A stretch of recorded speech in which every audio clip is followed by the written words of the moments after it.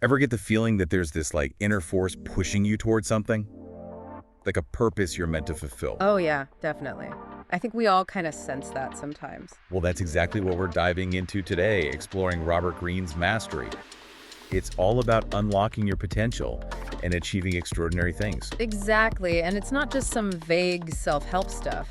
Greene draws on some seriously impressive examples like Leonardo da Vinci and Charles Darwin. We'll be breaking down how to identify your unique life's task, navigate those tricky early stages, and even blend intuition and logic for those big creative breakthroughs. It's like a roadmap to success in any field. So, ready to jump in? Definitely I am.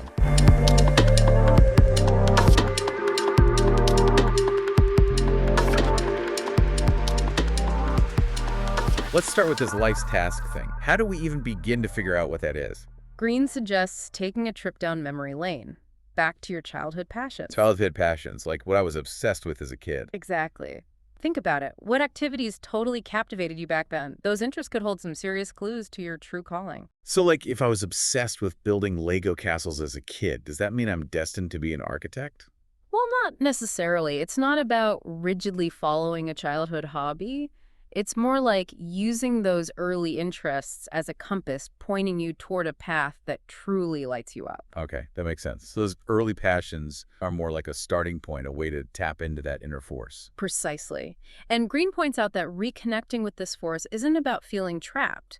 It's about using those early interests as a guide to a path that feels truly fulfilling. So it's not too late, even if I haven't been following those passions for years. Absolutely not. It's never too late. He uses the example of Ursula von Ruydingsvard. She's a sculptor who didn't find her artistic calling until later in life, but it was rooted in something she was always drawn to. Oh, really? What was it? The texture of steel.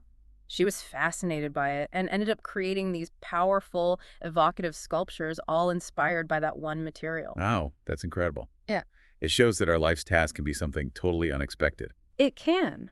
What matters is that it resonates with you on a deeper level. It's about paying attention to those things that spark a genuine interest, even if they seem unconventional. So we've got our life's task, but now what? I mean, finding it is just the beginning, right? Right, you're exactly right. Greene talks about the apprenticeship phase, and this is where the real work begins. The apprenticeship phase. Sounds intense. It can be, but think of it as an alchemical process. You're not just learning skills, you're transforming yourself into a master. That's a cool way to think about it. It's not just about putting in the hours. It's about the mindset you bring to those hours. Precisely. And Greene emphasizes embracing the role of the outsider, especially when you're just starting out. The outsider, why embrace that?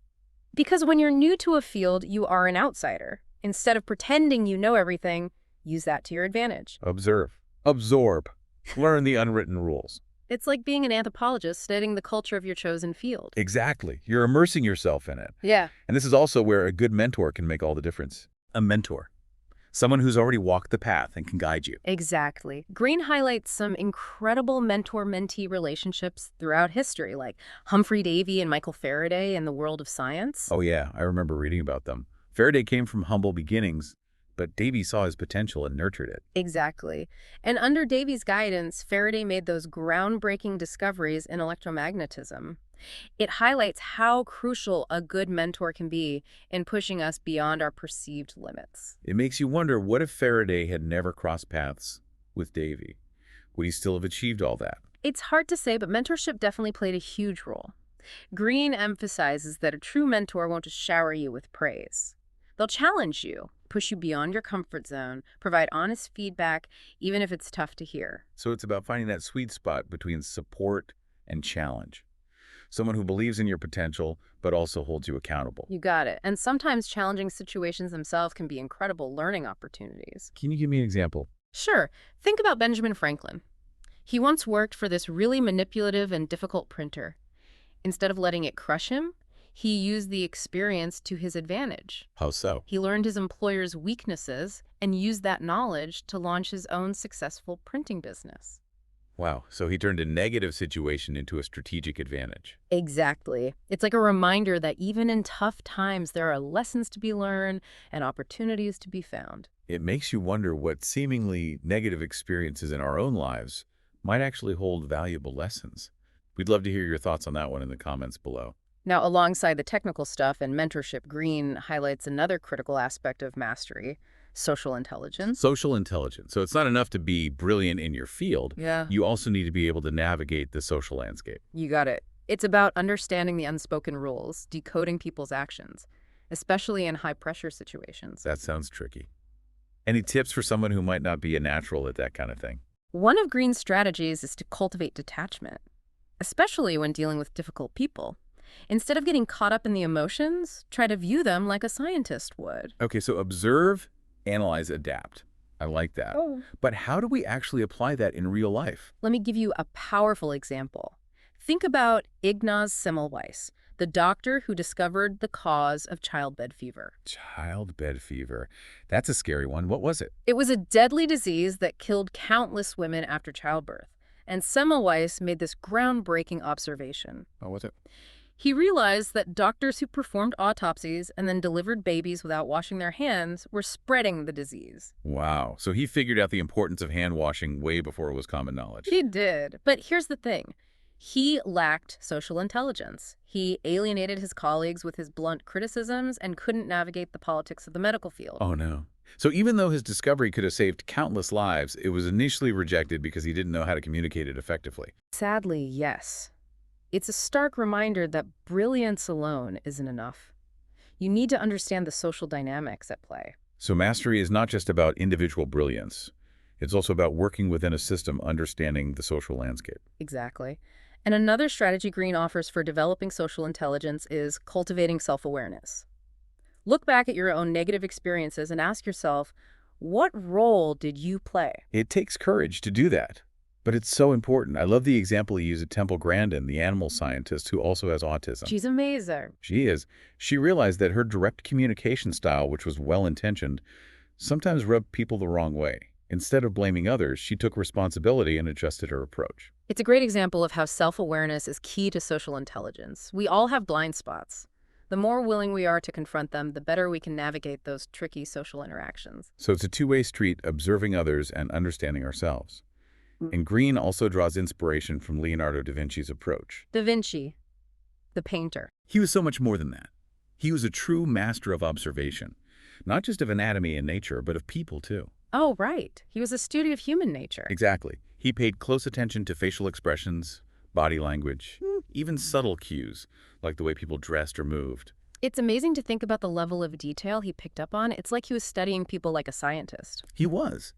And Greene suggests that we can all benefit from adopting that same level of observation and curiosity in our social interactions. So it's about becoming more attuned to those subtle cues and understanding what they might reveal about a person's motivations and intentions. Exactly.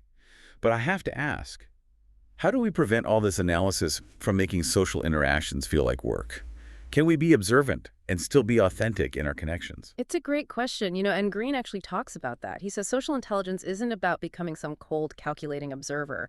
It's about using your observations to really connect with people on a deeper level. Okay, so it's not about manipulation. It's about understanding people better so you can actually build more authentic relationships. Exactly. And speaking of connecting with something deeper, let's shift gears a bit and talk about retaining that childlike spirit as we progress on the path to mastery. Retaining a childlike spirit. What do you mean by that? You know how it is? The more we learn, the easier it is to lose that initial spark of curiosity and wonder, that sense of awe. Oh, I totally get that. It's like we get so bogged down in the details we forget to see the magic in things. Precisely. Greene calls this developing a dimensional mind, and it's about resisting that tendency to become rigid in our knowledge. So how do we do that? How do we hold on to that childlike wonder? It's about actively reminding yourself how much you still don't know.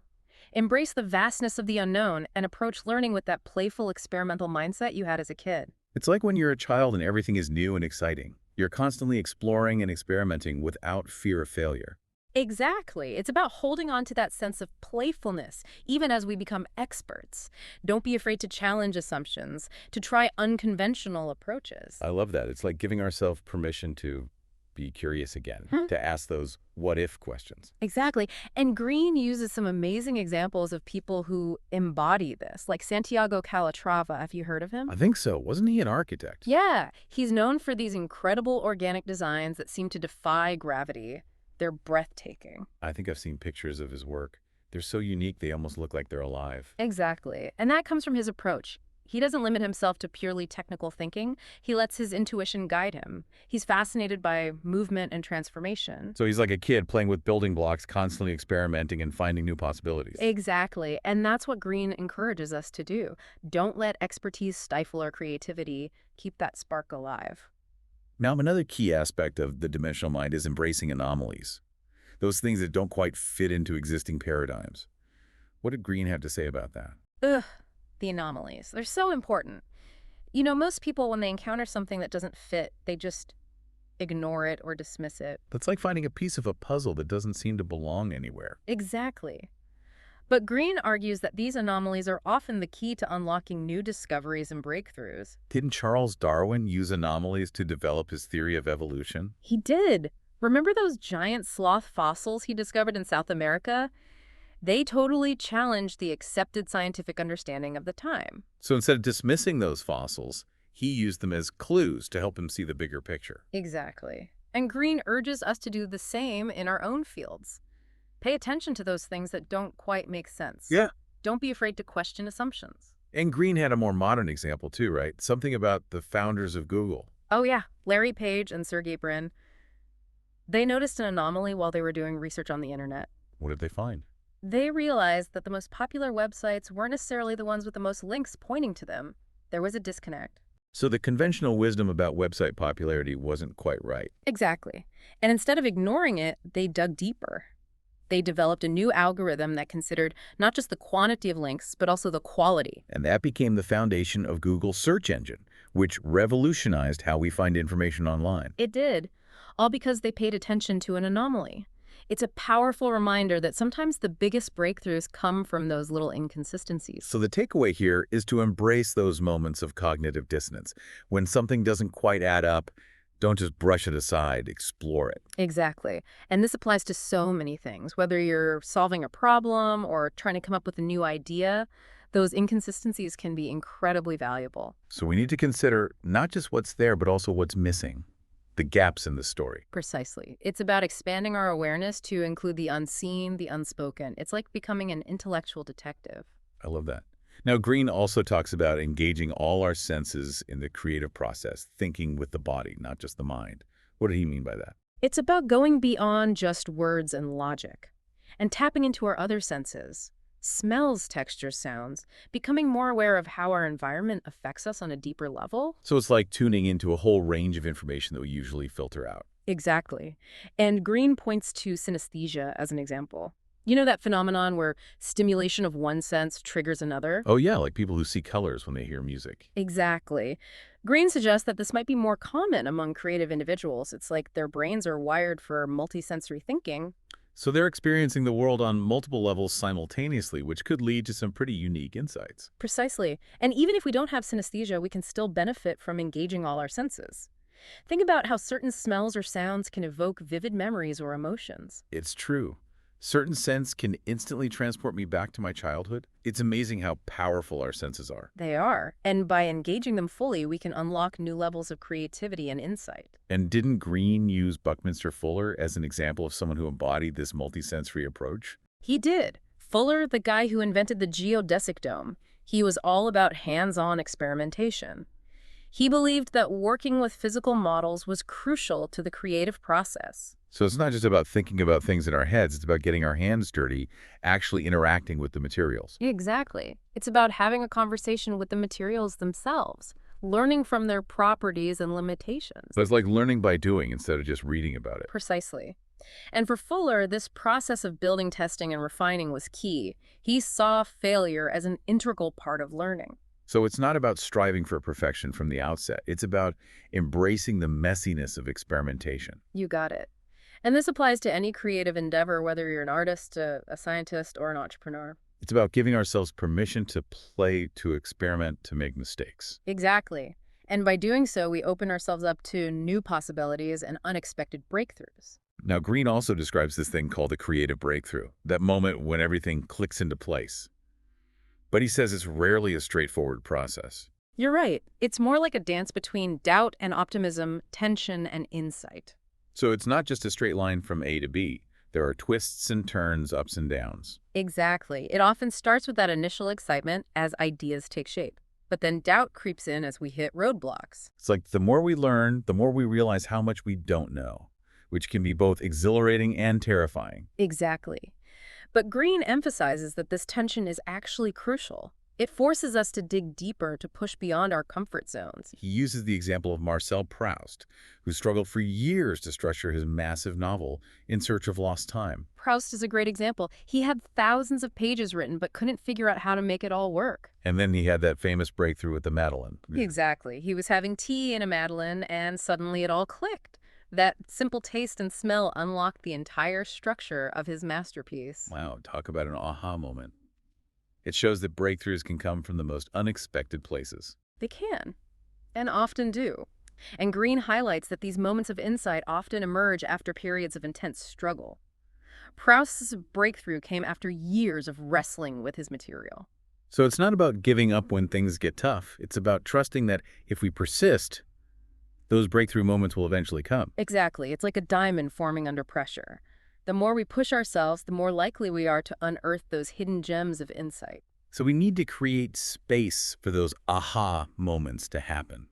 Take breaks, engage in activities that spark our creativity, and be open to those unexpected connections our minds might make. Exactly. Sometimes the best ideas come when we're not even actively trying to solve a problem. It's like those times when you're taking a walk or in the shower and suddenly the solution just pops into your head. Precisely. And Greene also challenges us to think about mastery in a broader sense. It's not just about becoming an expert in one tiny area. It's about developing the ability to see the interconnectedness of things. It's like becoming a master weaver, seeing the threads that connect seemingly unrelated ideas and weaving them together into something new and beautiful. Exactly. He uses the example of Buckminster Fuller, who we talked about earlier. He was a true polymath with interests spanning architecture, engineering, philosophy, education, you name it. And he believed that real understanding came from seeing the connections between different fields of knowledge. He did. And he coined the term synergetics to describe this interconnectedness, the idea that the whole is greater than the sum of its parts. So it's about seeing the world holistically, recognizing the patterns and connections that link different fields of knowledge. Precisely. And Greene encourages us to cultivate this ability to see the bigger picture, to connect the dots. It's like having a bird's eye view of the landscape. And he also uses the example of Leonardo da Vinci, who was a master at connecting different fields. He wasn't just a painter, he was an inventor, a scientist, an engineer. Exactly. He saw the links between anatomy and art engineering and architecture science and nature. He was constantly exploring and finding those hidden connections. So it's not about limiting ourselves to one narrow area of expertise. It's about embracing the interconnectedness of knowledge. Exactly. And this multidisciplinary approach can lead to some truly innovative and groundbreaking work. That cross-pollinating ideas, bringing together insights from different fields to create something truly unique. Exactly. And Greene argues that it's this ability to connect the dots to see the bigger picture that allows masters to make those truly groundbreaking contributions. So it's about stepping back and seeing the forest for the trees. Right, right. Now, another thing Greene emphasizes is recognizing and embracing our unique strengths and talents.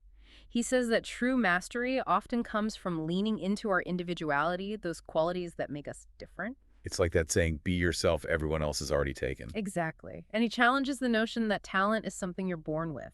He says it can be cultivated through dedication and hard work. It's like that idea that genius is 1% inspiration and 99% perspiration. Exactly. And Greene stresses the importance of finding that sweet spot where our natural abilities and our passions intersect. It's like finding that thing that you're not just good at, but that you truly love doing. Precisely. And he argues that when we find that alignment, when we're working on something that truly resonates with us, that's when we're most likely to achieve mastery. It's like that quote, choose a job you love and you'll never have to work a day in your life. Exactly. Now, Greene also acknowledges that the path to mastery can be a solitary one. It requires a lot of self-motivation and discipline. It's about having that inner drive that keeps you going even when things get tough. Exactly. And he uses Henry Ford as an example. Ford spent years tinkering in his workshop, obsessed with building a horseless carriage. And everyone thought he was crazy, right? Pretty much. But he didn't let that stop him. He had a vision, and he was determined to make it a reality. And the rest, as they say, is history. He revolutionized the automobile industry. He did. And it all started with that unwavering belief in himself, that inner drive that kept him going even when others doubted him. So it's about having the courage to pursue our dreams, even when they seem impossible, and to trust in our ability to achieve great things. Exactly. But Greene also points out that it's not always about going it alone. Masters often benefit from a network of support. So it's not about being a lone wolf. It's about finding your tribe. Exactly. He cites those Impressionist painters as an example, Monet, Renoir, Degas, Pissarro. They were radicals in their time, challenging the conventions of the art world. And they did it together, supporting and inspiring each other. Exactly. They understood that they were stronger as a collective, that collaboration could fuel their individual growth and the advancement of their movement. So it's a reminder that we don't have to do this alone. We can find support and inspiration in communities of like-minded individuals. Exactly. Now, as we wrap up this part of our dive into mastery, I think it's important to remember that mastery is not a destination. It's a journey, a lifelong pursuit. It's about embracing the process with all its twists and turns and committing to continual learning and improvement. Absolutely. Greene encourages us to view our careers and our lives as a series of apprenticeships. Always be seeking out new challenges, new mentors, new opportunities for growth. It's like that Japanese concept of Kaizen, continuous improvement. Exactly. And he uses Santiago Calatrava as an example. Even though he's achieved incredible success, he still approaches each new project with a beginner's mind, eager to learn and experiment. It's a reminder that no matter how much we achieve, there's always more to learn, more to explore, more to create. Precisely. And I think that's a beautiful and inspiring message. Mastery is not about reaching some endpoint. It's about embracing the journey, the continual process of growth and transformation. And that's something we can all aspire to no matter where we are on our own paths. Absolutely. Now, we'd love to hear from you, our listeners. What are some of the challenges you've faced on your own journey towards mastery? Share your thoughts and experiences in the comments below. It wasn't just about scientific principles, it was about developing a deep, embodied understanding of how those principles actually worked in the real world. So it's about going beyond textbooks and immersing yourself in the actual practice, the doing, until it becomes second nature. Exactly. And that brings us to another key point. Greene makes sometimes those really profound insights, they come after those periods of intense struggle or even failure. Like hitting a wall and feeling totally stuck. Yeah, exactly. He talks about Marcel Proust, the author of In Search of Lost Time. Remember how he struggled for years to find a structure for his novel? Yeah, it seemed like he was ready to give up. He was, but then he had that breakthrough with the Madeleine, remember? Oh yeah, the taste of that little cookie sparked a flood of memories. And suddenly, he saw the structure for his whole book. It's incredible, isn't it? Something so simple leading to such a massive creative breakthrough. It really shows how those aha moments can come from the most unexpected places. They can, and Greene points out that for Proust, this breakthrough happened after years of wrestling with his material. It's like all that pressure, all that tension, it actually created the conditions for that insight to emerge. So maybe those struggles, those times when we feel stuck, they're not actually roadblocks. They're part of the process. They are. It's about trusting that if we keep pushing through those challenges, those moments of clarity will come. So instead of getting discouraged, we should see those challenges as opportunities for growth. Exactly. And Greene talks about creating the conditions for those insights to happen. You know, taking breaks, engaging in activities that stimulate your creativity, being open to those unexpected connections our minds make. It's like priming the pump for those aha moments. Exactly. Sometimes the best ideas come when we're not even consciously trying to solve a problem. I've definitely had that happen. Yeah. Like when I'm taking a walk or in the shower and suddenly the solution just pops into my head. It's amazing, isn't it? How our minds work. Now, remember how we talked about seeing the interconnectedness of things? Greene challenges us to think about mastery in that broader sense, too. Not just becoming an expert in one tiny area, but seeing how different fields of knowledge connect with each other. Right. He uses the example of Buckminster Fuller, remember? The guy who invented the geodesic dome. He had interests in so many different areas: architecture, engineering, philosophy. And he saw those connections as the key to real understanding. He did. He even coined the term synergetics to describe this interconnectedness. Right, synergetics, the idea that The whole is greater than the sum of its parts. Exactly. So it's about seeing those patterns, those connections that link different fields of knowledge and experience. It's like having that bird's eye view of the landscape, seeing how everything fits together. Exactly. And Leonardo da Vinci is another great example. Remember how he was not just a painter, but also a scientist, an inventor, an engineer. He was a true Renaissance man. He was, and he saw those connections between anatomy and art engineering and architecture. He was constantly exploring and finding those links between seemingly unrelated fields. It's like he was a master at cross-pollinating ideas, bringing together insights from different disciplines to create something new and innovative. Precisely. And Greene argues that it's this ability to connect the dots to see the bigger picture that allows masters to make those truly groundbreaking contributions to their fields. So it's not about limiting ourselves to one narrow specialty. It's about embracing the interconnectedness of knowledge. Exactly. And that brings us to another important point. Greene emphasizes recognizing and embracing our unique strengths and talents. Those things that make us stand out from the crowd. Precisely. He challenges us to really lean into our individuality, those qualities that make us different. It's like that saying, be yourself, everyone else is already taken. Exactly. And remember how we talked about talent not being something you're born with, but something you cultivate. Yeah, that idea that it's more about hard work and dedication than some innate gift. Right. Greene emphasizes finding that sweet spot where our natural abilities and our passions intersect. It's not just about being good at something. It's about loving what you do. Exactly. And he argues that when we find that alignment, when we're working on something that truly resonates with us, that's when we're most likely to achieve mastery. So it's about pursuing those things that light us up, Yeah, that make us feel truly alive. exactly. Now, Greene also acknowledges that the path to mastery can be a lonely one. It requires a lot of self-motivation and discipline. It's like having that fire in your belly that keeps you going even when things get tough. Exactly. Remember the story of Henry Ford?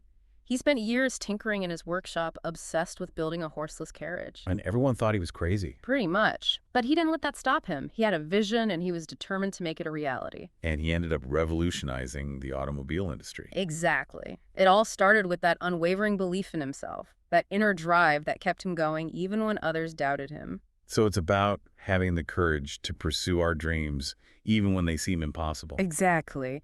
But Greene also reminds us that it's not always about going it alone.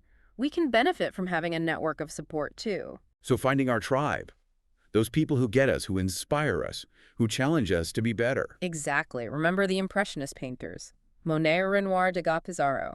They were all part of this vibrant community supporting and inspiring each other. And they ended up changing the art world forever. They did. They understood that collaboration could fuel their individual growth and the advancement of their movement.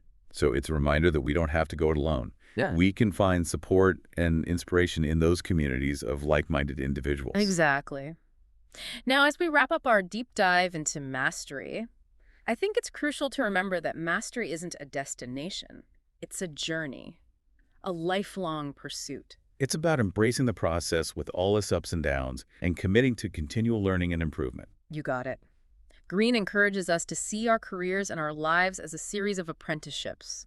Always be on the lookout for new challenges, new mentors, new opportunities for growth. It's like that Japanese concept of Kaizen, always striving to improve. Exactly, and he uses Santiago Calatrava as an example. Even with all his success, he still approaches each new project with a beginner's mindset, eager to learn and experiment. It's inspiring to see that no matter how much we achieve, there's always more to discover, more to create. Precisely, and I think that's a beautiful message to end on. Mastery is not about reaching some endpoint. It's about embracing the journey, the continual process of growth and transformation. And that's something we can all aspire to no matter what our field or level of experience. Absolutely. So as we wrap up this deep dive into mastery, we'd love to hear from you. What resonated with you most? What are some of the challenges you've encountered on your own journey towards mastery?